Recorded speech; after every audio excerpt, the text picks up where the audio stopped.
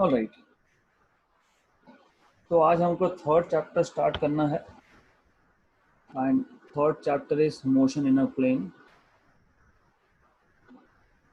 Motion in a plane. Okay, तो कुछ students के मन में कुछ डाउट्स थे regarding related part of second chapter. तो सेकंड चैप्टर में से डिफरेंशियल कैलकुलस और इंटीग्रल कैलकुलस इस साल के लिए हटा दिया है, but I will be taking it कब, इन अ डे और टू। क्यों, जब लगेगा तब लेंगे हम लोग, will cover it because there were some late admissions, तो उनका लॉस नहीं होना चाहिए, that's why I kept it pending. Okay, so without spending a lot of time on other things, we'll start with motion in a plane. अब motion in a plane start करने से पहले तो हम समझ लेंगे मोशन क्या है। बहुत सिंपल सा एग्जांपल लेंगे हम लोग। हमारे पास एक ऑब्जेक्ट है, let us say this is an object, this is some kind of ball, एक बॉल है हमारे पास। Okay, and then the ball starts moving. अब जब मैं मूविंग बोलता हूँ तो सबसे पहले मुझे एक रेफरेंस चाहिए जहाँ से मैं बॉल का पोजीशन मेजर कर सकता हूँ। तो व्हेन यू से ball is moving, that means the ball is changing its position with respect to some reference or some frame of reference or some, बोल सकते हो, कोऑर्डिनेट सिस्टम। तो इस केस में बॉल जो है वो एक स्ट्रेट लाइन में मूव हो रहा है विथ रिस्पेक्ट टू ओरिजिन। तो मोशन मतलब क्या होता है? Basically motion is a change in the position of an object with time. Simple. So how can we define motion? So motion is pretty simple. Motion डिफाइन कैसे करोगे आप? Motion is change in the position of an object with respect to time. तो motion is a change in the position, और जब मैं position बोलता हूँ मतलब मैं ऑलरेडी एक रेफरेंस सिस्टम, एक कोऑर्डिनेट सिस्टम में डिफाइन कर चुका हूँ। तो I am measuring the position with respect to that particular coordinate system. हम लोगों ने एक कोऑर्डिनेट सिस्टम फिक्स किया है, हम लोग with respect to that coordinate system हम लोग पोजीशन मेजर करने वाले हैं। So motion is a change in the position of an object with time, right? अब motion can be in a straight line, या तो एक ऑब्जेक्ट एक स्ट्रेट लाइन में मूव होगा, फॉर एग्जांपल पहला केस, राइट? या फिर टू डायमेंशन में मूव हो सकता है, मतलब इन अ प्लेन, या फिर थ्री डायमेंशन में मूव हो सकता है, मतलब इन स्पेस। तो हम वन बाय वन देखेंगे कि what is the difference between motion in one line, in two dimensions and in three dimensions. So first of all, we can categorize this motion into three different categories. So motion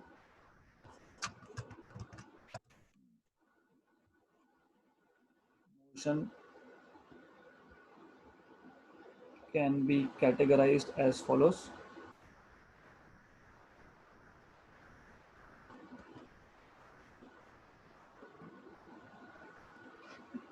तो सबसे simple case है, सबसे simple कौन सा case है? Rectilinear motion, मतलब motion in straight line, rectilinear motion. Okay, अब इस केस में क्या होता है? इस केस में हमारे पास एक ऑब्जेक्ट है which is moving along a straight line. Concept बहुत सिंपल है, बट धीरे धीरे इसको हम लोग कॉम्प्लेक्स करते जाएंगे, धीरे धीरे हम इसमें बहुत सारे टर्म्स ऐड करते जाएंगे। तो you will have to know basics, आपको पता होना चाहिए। तो जब मैं बोलता हूँ रेक्टिलिनियर मोशन, मतलब basically body is moving along a straight line in a given direction, right? In a given direction ये इंपॉर्टेंट है क्योंकि हम लोग जो भी फिजिकल पैरामीटर्स यहाँ पे आगे डिफाइन करेंगे, जैसे डिस्प्लेसमेंट हो गया, वेलोसिटी हो गया, एक्सीलरेशन हो गया, these are all vector quantities and vector quantities do have direction. तो ये मेंशन करना बहुत ज़रूरी है। By the way, going one step ahead, normally जहाँ से ऑब्जेक्ट स्टार्ट कर रहा है, नॉर्मली उसको मैं ओरिजिन मान लूँगा, मतलब इनिशियली ऑब्जेक्ट जहाँ पे था उसको मैं ओरिजिन मान लूँगा। ऐसा भी कर सकते हो, या फिर आप ऐसा भी बोल सकते हो कि ओरिजिन यहाँ कहीं है। जब मैंने ऑब्जेक्ट को ऑब्जर्व करना स्टार्ट किया तो टाइम t1 था, और t1 पे it is at some position x1। So you can also say that at time t1 the object is at position x1, at time t2 the position of the object is x2, ऐसा बोल सकते हो, right? और अब हमने second chapter में vector सीखा है तो उसका यूज करेंगे। अब हम लोग ऐसा बोलने की जगह पे that the position of object is x1, हम लोग वेक्टर्स का यूज कर सकते हैं। आपको याद होगा मैंने लास्ट चैप्टर में बताया था आपको कि ओरिजिन से उस पॉइंट की पोजीशन तक जब आप एक वेक्टर ड्रॉ करते हो उसको बोलते हो position vector. So a vector drawn from origin to the position of the given point is called as position vector, right? Good. तो हम now onwards positions के लिए हम लोग यूज करेंगे वेक्टर क्वांटिटीज, क्योंकि डिस्प्लेसमेंट की हम जब बात करते हैं तो वेक्टर क्वांटिटी है वो। एनीवेज, तो रेक्टिलिनियर मोशन क्या? when an object moves along when an object moves in a straight line and its position changes with time,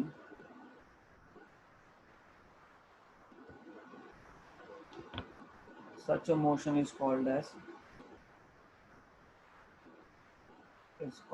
rectilinear motion or straight line motion, rectilinear motion, right. और मैंने आपको बताया कि हम लोग एक ऑब्जेक्ट का पोजीशन बताने के लिए यूज करेंगे वेक्टर्स। तो in such a motion the position vector of an object at any instant of time, at any given instant of time, has only one component। ये इम्पॉर्टेंट है क्योंकि अगर स्ट्रेट लाइन मोशन है और अगर object along x axis move हो रहा है तो सिर्फ उस वेक्टर में एक्स कंपोनेंट होगा, मतलब उस वेक्टर में सिर्फ आई कैप दिखेगा आपको, right. I am going little beyond your text book से थोड़ा आगे जा रहा हूँ मैं, क्योंकि हमको कॉन्सेप्ट्स पे ध्यान देना है। The ultimate aim of having classes is to have your concepts concrete.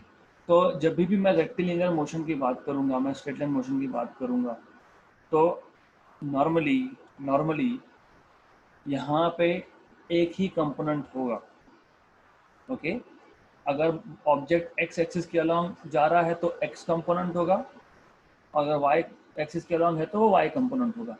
तो position vector in this case will be just for example r bar is equal to x I cap, right? So position vector in this case will be x, which is position, and I cap, which is direction, okay? So the position vector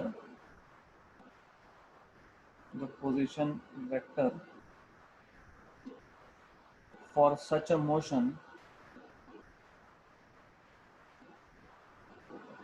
is given by r bar equal to x I cap or r bar equal to y j cap or r bar equal to z k cap, depending on the direction of motion. अगर x direction में है तो x आई cap, y direction में है तो y j cap, z में है तो z k cap, right. Good. तो ये हो गया हमारा पहले टाइप का मोशन जहाँ पे ऑब्जेक्ट एक स्ट्रिक्टली एक स्ट्रेट लाइन में मूव हो रहा है, उसका पोजीशन वेक्टर हमको मिलेगा only, it will have only one component, और हम लोग पोजीशन वेक्टर मेजर करते हैं विद रिस्पेक्ट टू ओरिजिन। जो वेक्टर ओरिजिन से स्टार्ट होके उस पॉइंट के पोजीशन तक जाता है उसको हम लोग बोलते हैं position vector. Then second type of motion is motion in a plane. मतलब two dimensional motion, basically 2D motion. Example, there are many examples of this, many examples of this. For example, आपके घड़ी के कांटे, they are performing two dimensional motion, क्योंकि circular motion is two dimensional motion. Or in general also, if you want to know in details, ये x axis, ये Y axis. Late us से हमारे पास एक ऑब्जेक्ट है, it is moving something like that, it can move like this also, कहीं भी जा सकता है ये प्लेन में, मतलब बोर्ड या फिर पेपर पे कहीं भी जा सकता है। It is two dimensional motion, क्योंकि ये बोर्ड या फिर ये पेपर या फिर ये screen, it has two axis, right. तो इस केस में ऑब्जेक्ट का जो पोजीशन वेक्टर होगा at any given instant of time, और मैंने पहले भी बताया है आपको, अगर मुझे P पॉइंट का पोजीशन बताना है तो हम लोग क्या करते हैं, नॉर्मली क्या करते हैं हम लोग, नॉर्मली हम लोग ओरिजिन से स्टार्ट करके यहाँ तक आते हैं। Actually it is other way round, मैं वापस थोड़ा डिटेल में जाता हूँ, मोशन से पहले मैं थोड़ा डिटेल बता देता हूँ रिगार्डिंग पोजिशंस। हमारे पास एक ऑब्जेक्ट है, उसका पोजीशन बताना है, क्योंकि जब तक आप पोजीशन स्पेसिफाई नहीं कर सकते आप मोशन कैसे स्पेसिफाई करोगे। मोशन क्या होता है, चेंज इन पोजीशन ना, तो पहले पोजीशन बताना पड़ेगा ना हमको। तो हमारे पास ये एक पॉइंट है, एक ऑब्जेक्ट है, एक बॉल है, वो इनिशियली P पॉइंट पे है, पहले तो मुझे उसका पोजीशन बताना है। तो फिर हम लोग क्या करते हैं, हम लोग बोलते हैं कि चलो एक एक्सिस ले लेते हैं, कोऑर्डिनेट सिस्टम ले लेते हैं हम लोग। तो we first associate a coordinate system, हम लोग पहले एक कोऑर्डिनेट सिस्टम ले लेंगे एक्स वाई, और एक्स वाई क्यों बोल रहा हूँ क्योंकि टू डायमेंशनल है, मतलब यहाँ पे ओरिजिन सेट कर दिया। फिर हमको बोलना है अरे पी का पोजीशन बताना है, तो हम लोग क्या करेंगे, पहले एक्स डायरेक्शन में जाएंगे, यहाँ तक आएंगे, फिर हम लोग बोल देंगे ये एक्स कोऑर्डिनेट हो गया। फिर हम लोग ऊपर जाएंगे वर्टिकली अप, फिर बोलेंगे ये वाई कोऑर्डिनेट हो गया, तो फिर पी का पोजीशन हो गया x comma y, right, correct. पर जब ऑब्जेक्ट मूव होता है ना, तो उस केस में मैं बोल दूंगा x1 y1, मतलब इनिशियली पोजीशन फिर x1 y1, फिर वो ऑब्जेक्ट मूव होके Q पॉइंट पे आ गया तो x2 y2। तो मीनिंग टू से इज कि आपको जब मोशन डिस्क्राइब करना है तो पहले आपको पोजीशंस डिस्क्राइब करनी पड़ेगी, और पोजीशंस हम लोग here onwards in terms of vector quantity रखने वाले हैं, राइट, गुड। तो then you can also describe the position by a vector, जिसको हम लोग r1 बार बोल देंगे। r1 bar is position vector of p, या फिर आप you can just say small p bar. Small letters are normally reserved for position vectors. Similarly q के लिए भी आप एक वेक्टर ड्रॉ कर सकते हो, स्मॉल q बार बोल सकते हो, गुड। तो आइडिया ये है, when the object is moving in two dimension, for example in a plane, then the motion is said to be two-dimensional motion. तो on similar lines, जैसे हमने rectilinear motion define किया था, when an object moves in a straight line, its position changes with time. Such a motion is rectilinear motion. Similarly, you can define what is two-dimensional motion or motion in a plane. So when an object moves in a plane, that plane is also called as two dimensions or two dimensions.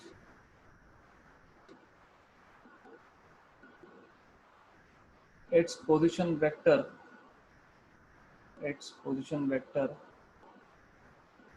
changes with time,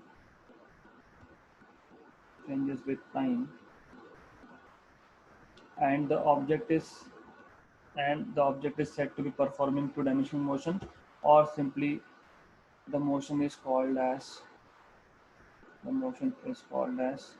motion in a plane or 2D motion, जैसे भी लिखना चाहो आप, as 2D motion, two-dimensional motion or motion in a plane, as you want.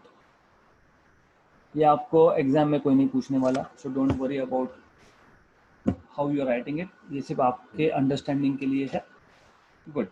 तो जैसे मैंने बताया, to dimensional motion के केस में आपको अगर पोजीशन वेक्टर बताना है तो उसमें दो कंपोनेंट आ जाएंगे, एक एक्स कंपोनेंट एक वाई कंपोनेंट आ जाएगा, right.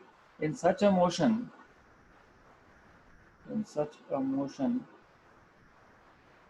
The position vector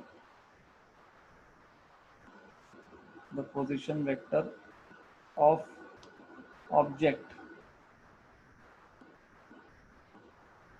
has two components. For example, consider an object consider an object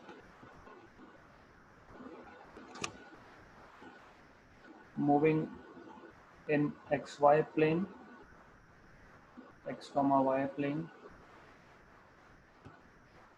The position vector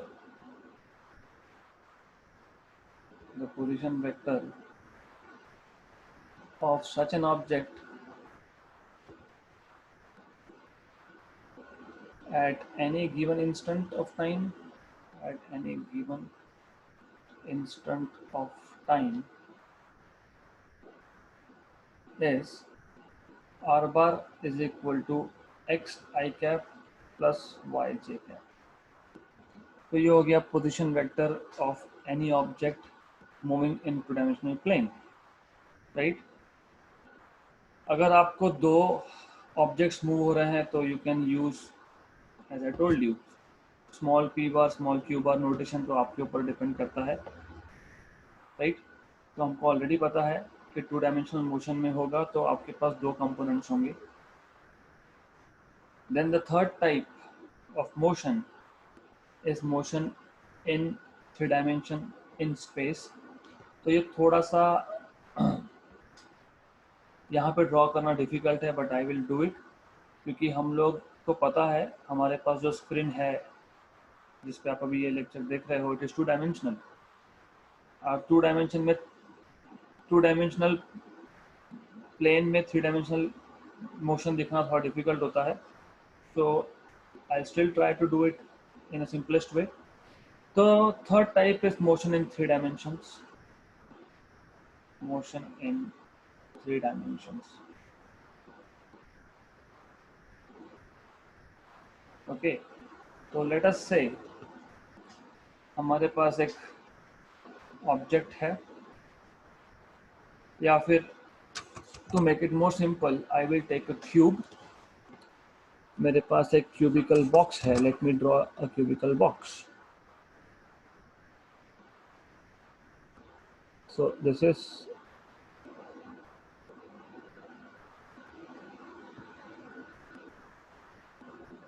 a box,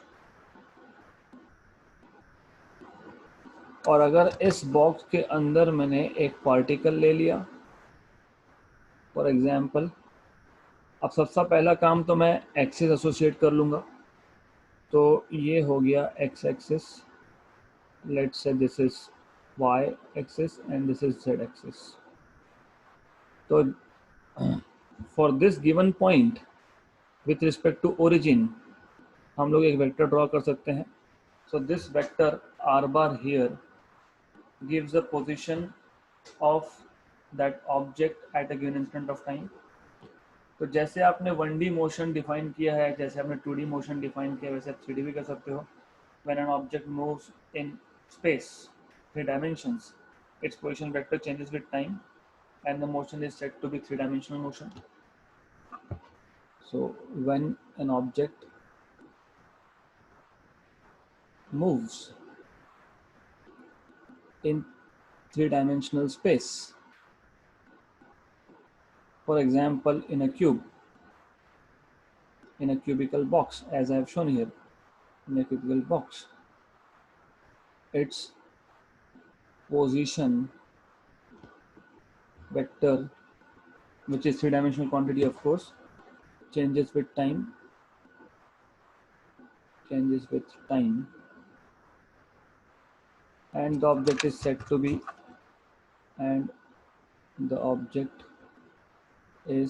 said to be, in 3D motion. Or for this type of motion, the position vector at any given instant of time is given by 3 components. So for such a motion,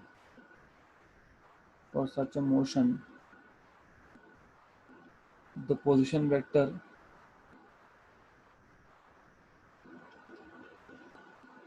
at any instant is given by r bar equal to xi cap plus yj cap plus zk cap. Alright, so हमारे लिए इस chapter में हमको पढ़ना है motion in a plane, मतलब 2 dimensional motion पे हमको फोकस करना है, as the name itself says. लेकिन हम लोग स्टार्ट करेंगे रेक्टिलिनियर मोशन के कुछ बेसिक कॉन्सेप्ट से। वो इसलिए क्योंकि most of you have not studied this kind of motion in terms of vector quantities, right. आपने सीखा है स्पीड, यस, आपने सीखा है डिस्टेंस, राइट, आपने सीखा है acceleration but in terms of speed, मतलब आपने in terms of scalar quantity सीखा है। नाउ हियर ऑनवर्ड्स हम लोग in terms of vector quantity सीखने वाले हैं, everything. Okay, just for a quick recap, motion मतलब जब एक ऑब्जेक्ट पोजीशन चेंज करेगा with respect to some origin. Origin कुछ भी हो सकता है, कुछ भी मतलब क्या, इमेजिन करो कि हम फिजिकल क्लासरूम में है, ऐसा इमेजिन करो, और क्लासरूम को विंडो है, मैं I am sitting on the first bench और मैं देख रहा हूँ कि एक व्हीकल मूव हो रहा है, राइट। तो that object is vehicle and it is moving with respect to me which is a coordinate system. तो पोजीशन मेरे अकॉर्डिंग चेंज हो रहा है, right. So this is a motion, right. लेकिन उस गाड़ी के बाजू में और एक गाड़ी है, राइट। दोनों गाड़ी सेम डायरेक्शन में सेम स्पीड के साथ जा रहा है। तो जो दूसरे गाड़ी पे जो इंसान बैठा हुआ है वो जब देखेगा तो उसके लिए मोशन नहीं है वो, why, because both of them are moving in the same direction with same speed, good. तो for that particular person sitting on the other vehicle the position is not changing। तो मोशन मतलब change in position with time with respect to a coordinate system, right. So सबसे पहले आपको एक coordinate system, एक reference system लेना पड़ेगा, मतलब हम लोग ऑब्जर्व कहाँ से कर रहे हैं बेसिकली, ये आइडिया आपको पहले समझना है। अगर आपको एक बार समझ गया कि मोशन इज चेंजिंग पोजीशन, तो अब 3 टाइप के मोशन हो सकते हैं। ऐसा हो सकता है कि एक ऑब्जेक्ट एक स्ट्रेट लाइन में मूव हो रहा है, रेक्टिलिनियर मोशन, उस केस में position vector will have only one component. Then ऐसा हो सकता है कि object is moving in 2 dimensions, right, and the position is changing with respect to time, so position vector will have 2 components. Similarly, an object can move in 3D space, 3-dimensional space. Most of the real life examples are this 3-dimensional motion, okay। So इस case में at any given instant of time position vector will have 3 components, good। So we will start with some basic concepts of rectilinear motion first।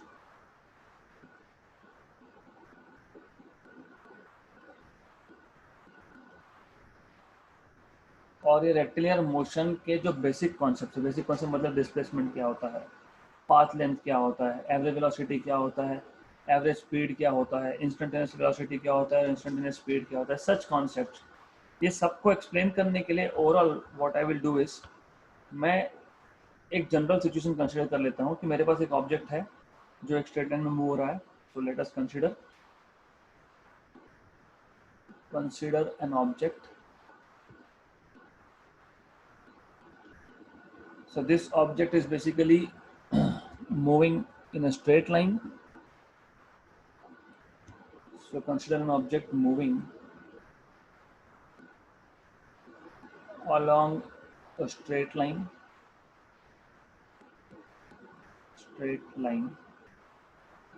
okay। मान लेते हैं कि along x-axis, okay। So in a straight line along x-axis, so it will make our things little simple, along x-axis। तो ऐसा है, ये line है जिस पे एक ऑब्जेक्ट मूव हो रहा है और ये एक्स एक्सिस का डायरेक्शन है बेसिकली। यहाँ पे ओरिजिन है, ऐसा अज्यूम करता हूँ कि इनिशियली मतलब जब मैंने मेजर किया ऑब्जेक्ट को टाइम t इक्वल टू 0 पे, तो ऑब्जेक्ट ओरिजिन पे था। तो कुछ साइन कन्वेंशन हम लोग यूज़ करने वाले हैं, वो हमेशा याद रखना। t0 will always mean initial, जब हमने मेजर किया, right. Otherwise you can also use t1 t2, doesn't matter, जैसा आपको करना है वैसा। ऐसा मान लेते हैं कि टाइम t1 पे ऑब्जेक्ट था x1 पोजीशन पे और टाइम t2 पे ऑब्जेक्ट आ गया x2 पोजीशन पे, करेक्ट? अच्छे समझ लो। तो the object was at position x1 at time t1 and the object is at position x2 at time t2. तो मैंने जैसे बोला, I can show this position by a position vector. So this is x1 bar. Position vector always starts from origin. You have to remember this. And when the object is at x2, then the position vector is x2 bar. Right? Good. So जो हमको समझा है वो लिख लेते हैं पहले. Let the object or the body is at position x1 at time t1 and x2 at time t2. Therefore, x1 bar and x2 bar are the position vectors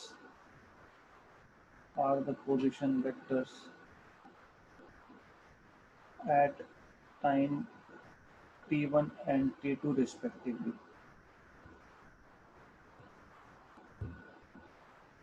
Right? Why it is important to denote everything in terms of vector, वो आपको समझेगा अभी, क्योंकि हम लोग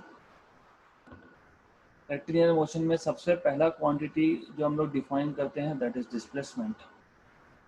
displacement का सबसे simple language में एक्सप्लेन करना होगा तो distance travelled along a given direction is displacement in simple, right? लेकिन अगर हमको मैथमेटिकली डिफाइन करना है तो क्या करेंगे? तो मैं बोल सकता हूँ displacement s is equal to, सबसे पहले तो ये s चलेगा नहीं क्योंकि ये वेक्टर क्वांटिटी होता है, तो s बार हमेशा डालना पड़ेगा आपको. ये गलती होती है. We don't put vector signature, vector notation, so that becomes just a number and no direction.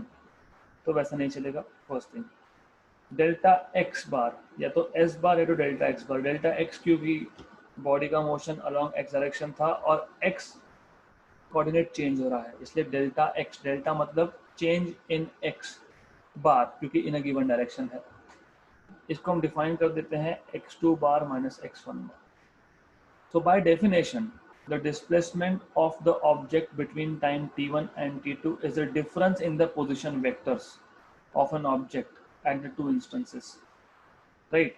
तो हमने क्या किया, हमने सिर्फ डिफाइन किया है डिस्प्लेसमेंट मतलब क्या, change in position vector, that's it.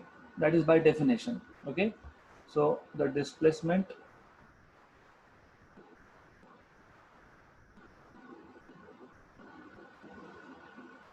of the object between t1 and t2. I am sorry for my bad handwriting. Anyways, between time t1 and t2 is the difference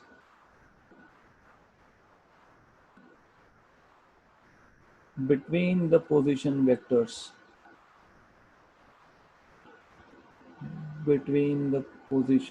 vectors of the object at the two instances. तो ये जो दो instances थे, instant of time थे, वहाँ पे जो दो पोजीशन वेक्टर थे हमने उसको सिर्फ सबट्रैक्ट कर दिया तो we get displacement. So thus the displacement is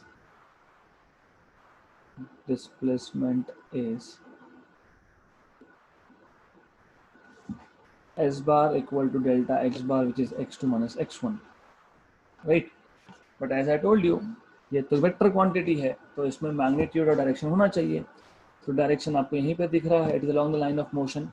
ये जो डायग्राम मैंने ड्रॉ किया है, लेट अस से ए डायग्राम, डायरेक्शन क्या है, ऑब्जेक्ट पहले कहाँ था, t1 पे एट x1, फिर कहाँ गया at x2 along positive direction of x axis, right. तो मोशन का डायरेक्शन अलॉन्ग x एक्सिस है, तो डिस्प्लेसमेंट का डायरेक्शन भी अलॉन्ग लाइन ऑफ मोशन होगा, लाइन ऑफ मोशन मतलब अलॉन्ग x एक्सिस, राइट। और मैग्नीट्यूड क्या है, magnitude is basically difference between the two positions, right. So we'll have to mention that direction of displacement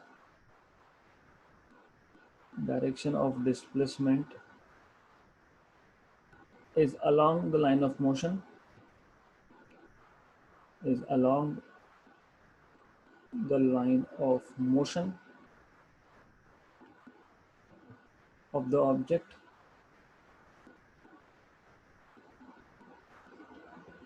right। और displacement इसके dimensions होते हैं length के, तो simple it has dimensions of length,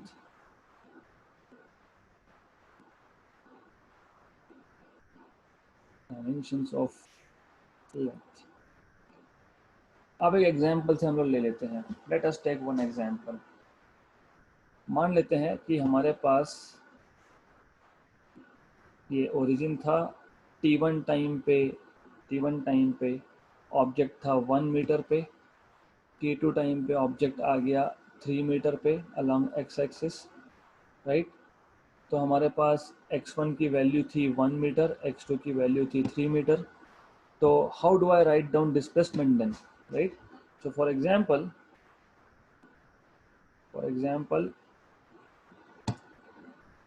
at time t1 the object was at x1 equal to 1 meter along x direction, and at t2 it was at x2 is equal to 3 meter along same direction.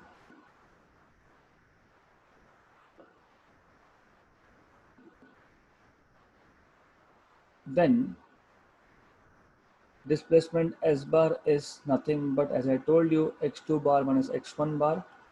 x2 bar क्या है, 3 i cap, 3 i cap क्यों, क्योंकि x axis का direction है। x1 बार क्या है, just 1 i cap, क्योंकि x1 is 1 magnitude and direction is i cap, मतलब अलॉन्ग x एक्सिस। मीटर क्यों, क्योंकि हम लोग डिस्प्लेसमेंट की बात कर रहे हैं, हम वेलोसिटी होता तो मीटर पर सेकेंड लिखते। तो 2 minus 1, 3 minus 1 is 2 i cap meter. So displacement is 2 i cap meter, right? Yes, I know that I am going through very basics. जरूरी है, क्यों, क्योंकि आगे आपको समझेगा when I will talk about path length, तो आपको समझेगा कि डिस्प्लेसमेंट और पाथ लेंथ में कंफ्यूजन क्रिएट होता है। तो what we have done so far in rectilinear motion is, हमारे पास एक ऑब्जेक्ट था, वो ऑब्जेक्ट स्ट्रेट लाइन में मूव हो रहा है अलॉन्ग एक्स एक्सिस। हमने मान लिया कि जब हमने ऑब्जर्व किया एट टाइम t1, ऑब्जेक्ट कब मूव होना स्टार्ट हुआ, आई डोंट केयर। हो सकता है आज से 10 साल पहले ऑब्जेक्ट ने मूव होना स्टार्ट किया, I simply don't care, right. जब मैंने देखा at time t1 object is at x1, और जब मैंने और कुछ टाइम के बाद देखा, हो सकता है 5 मिनट के बाद ऑब्जर्व किया हम लोगों ने, the object is at x2 at time t2 and the object is moving in a straight line. तो मैं बोल दूंगा x1 बार ये पोजीशन वेक्टर है with respect to a given origin, और ओरिजिन मैं खुद को मान रहा हूँ, ओके। और x2 बार ये पोजीशन वेक्टर है एट टाइम t2। तो डिस्प्लेसमेंट हम लोग कैसे डिफाइन करेंगे, हमारे लिए डिस्प्लेसमेंट क्या हो गया, x2 bar minus x1 bar, right, because the object is moving along straight line in the direction of x, तो displacement is x2 bar minus x1 bar। अगर ऑब्जेक्ट along y axis होता तो y2 bar minus y1 bar लिखता मैं। So displacement of an object between two instants of time t1 and t2 is the difference between position vectors। तो ये important है, इसलिए मैंने पहले ही बता दिया कि जब हम लोग रेक्टिलिनियर मोशन की बात करेंगे, हम लोग बोलेंगे कि उसमें सिर्फ एक कंपोनेंट होगा। अगर x एक्सिस के अलॉन्ग मोशन है तो x कंपोनेंट होगा, y एक्सिस के अलोंग मोशन है तो y कंपोनेंट होगा, इसलिए ये सब पहले ही बताया है कि when you are talking about straight line motion you are just talking about one component of position vector, X I cap plus Y J cap नहीं आ सकता वहाँ पे, सिंपल, गुड। देन क्योंकि डिस्प्लेसमेंट वेक्टर क्वांटिटी है तो इसका direction होगा, इसका डायरेक्शन क्या है, along the line of motion. अब along the line of motion क्या, अगर ऑब्जेक्ट पॉजिटिव एक्स डायरेक्शन में जा रहा है तो आई कैप, अगर ऑब्जेक्ट उल्टा हो रहा है, it is coming towards negative, तो माइनस आई कैप, राइट।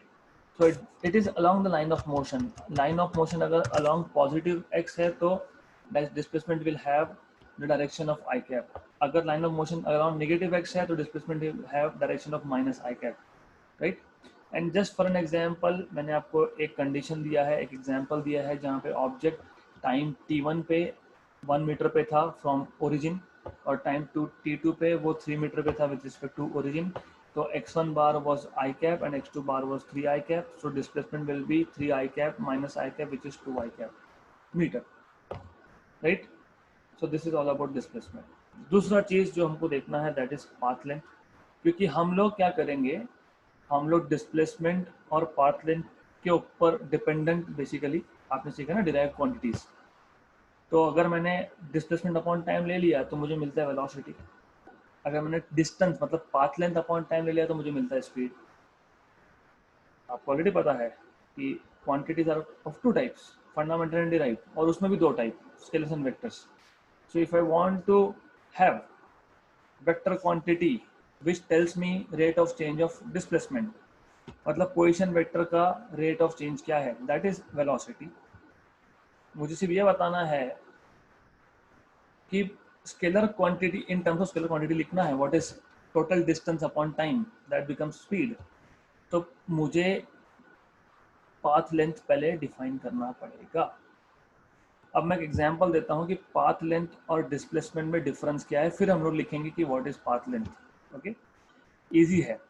मैं एक एग्जांपल लेता हूं पहले। I will take an object, origin से स्टार्ट हुआ, पहले आया 1 मीटर पे, फिर गया 9 मीटर पे, राइट, फिर आया वापस लेट अस से 7 मीटर पे। ओके, तो डिस्प्लेसमेंट अगर मैं बोलूँगा, डिस्प्लेसमेंट आप सिर्फ final position minus initial position करते हो, final and initial.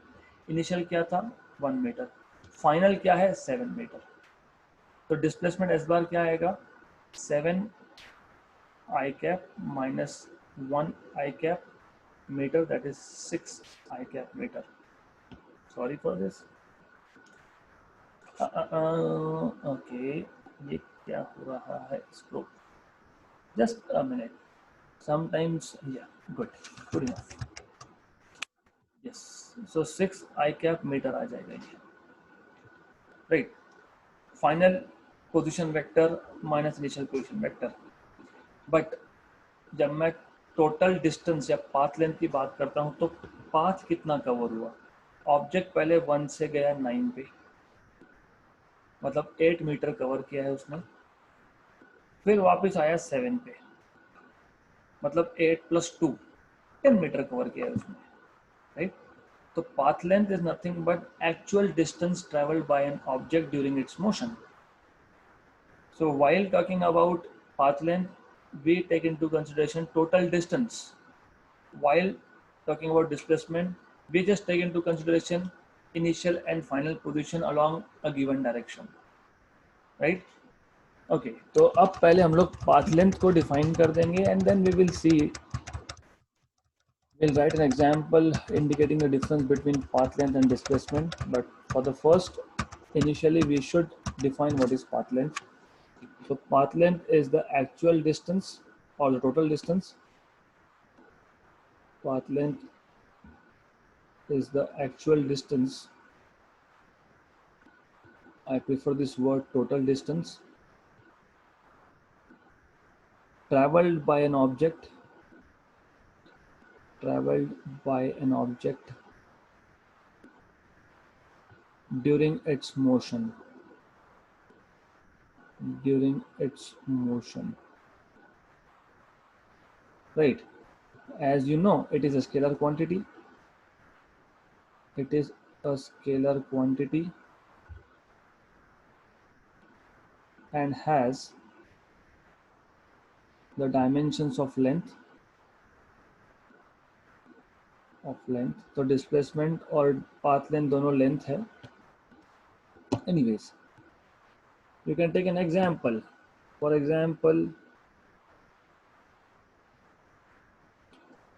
consider an object initially at x1 equal to 1 meter at time t1. Let's say at time t1 the object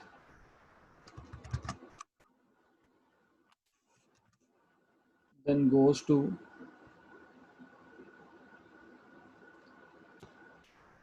9 meter and comes back to 7 meter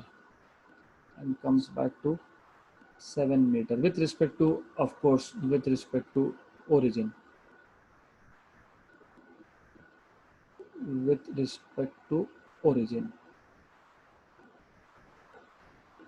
All right. So in this case, you should know what is the total path length with respect to origin. In this case,